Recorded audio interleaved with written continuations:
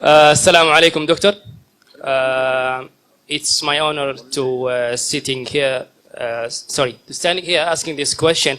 And at the same time, I'm very sad to ask this question. If the Quran is a book of the guidance, and the Islam is a religion of the knowledge and all this, then why we are Muslim as a nation, as a majority, we are standing in the back among the nations? Why, when we compare our nation with the other nations, we see a big hole between us and them? The brother asked a very good question, very important question, very relevant question. That if Quran has so much of information regarding science, technology, it's a book of knowledge, book of guidance, then why are we Muslims backward? It's a very good question. The reason is, if we look back into the history, from the 8th to the 10th century, we read in the historical books, the Europeans, they called it as the Dark Ages. Dark for whom? Dark for the Europeans. The Arabs, the advancement they made in science and technology was phenomenal. If you had to know about science, if you want to do research of science, you had to learn Arabic. Like how today we learn English. At that time, the Muslims were on top of the world because we were close to Quran and Sunnah. Today, the reason the Muslims are backward is because we are far away from Quran and Sunnah. So Quran is not to blame, you and I are to blame.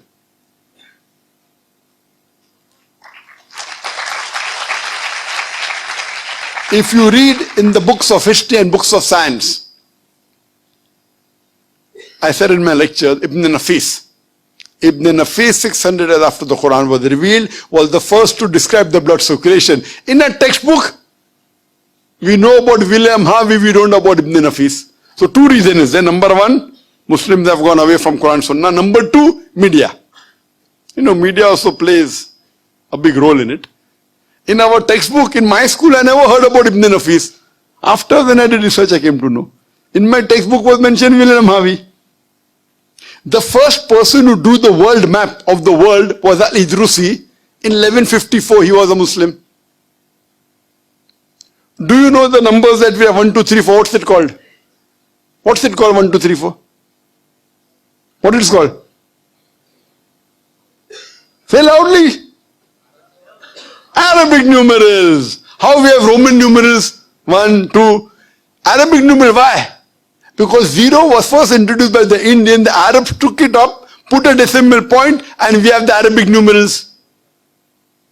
If you know about Al-Tusi, he was the one who discovered the Pythagoras theorem, which we learn in school. We learn Pythagoras theorem, we don't know the name of Al-Tusi.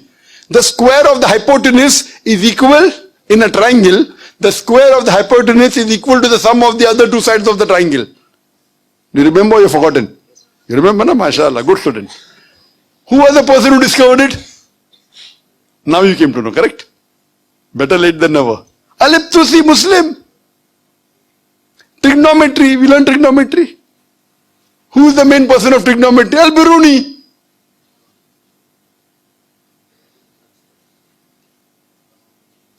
We learn chemistry. Who's the father of chemistry? We know Geber. It's not Geber, it is Jabir ibn Hayyan. They want to, change the name, westernize it, Geber. So Geber looks like a westerner, sounds like a westerner, correct? It is Jabir ibn Hayyan. He is the father of chemistry, wrote more than 200 pages, 2000 pages. He was the first to distill alcohol. Alcohol comes from the Arabic word al-gul.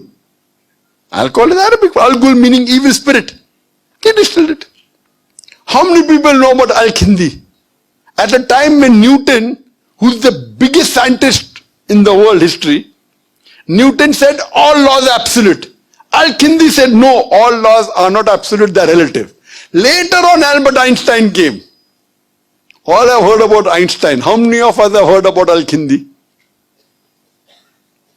The two brothers, Muhammad Ahmad and Hassan Shakir, they told the area of the earth from an angle at the Red Sea. At a time when we didn't even sure whether the earth was spherical or not. At that time they told the area of the earth which was quite accurate.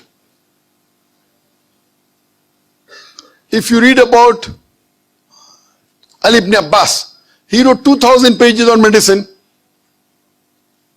If you know about Ali ibn Sina, Avicenna sounds like a Westerner name. It's Ali ibn Sina, Aristotle of the East.